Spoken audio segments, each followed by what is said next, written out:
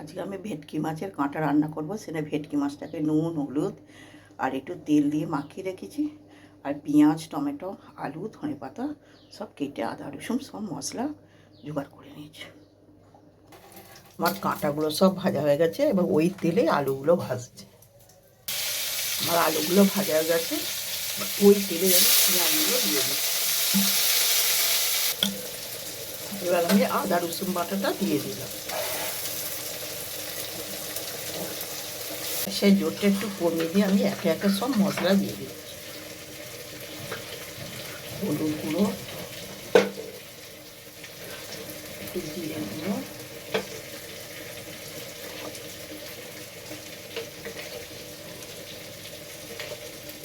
লঙ্কা গুঁড়ো,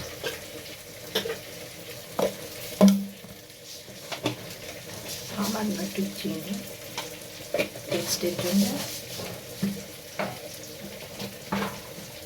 আর পরিমাণ মতো দিয়ে আমি মশলাটা কষবো। আমার মশলাটা কষা হয়ে গেছে। এবার আলুগুলো দিয়ে দেবো। জল দিয়ে দিচ্ছি আলুগুলো সেদ্ধ হলে একটু খানিকটা, তারপর মাছগুলো আমি দিয়ে দেবো। এবার আমি কাঁটাগুলো দিয়ে দিচ্ছি। আমার কাঁটার ঝালটা হয়ে এসেছে। আমি ওপর দিয়ে একটু ধনে পাতা ছড়িয়ে দিলাম,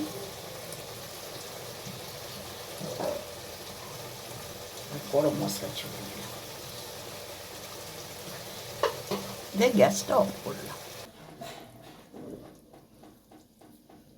আমার যদি এই কাঁটার ঝালটা, ভেটকি মাছের কাঁটার ঝালটা ভালো লেগে থাকে, তাহলে আপনারা আমাকে শেয়ার করবেন, লাইক দেবেন।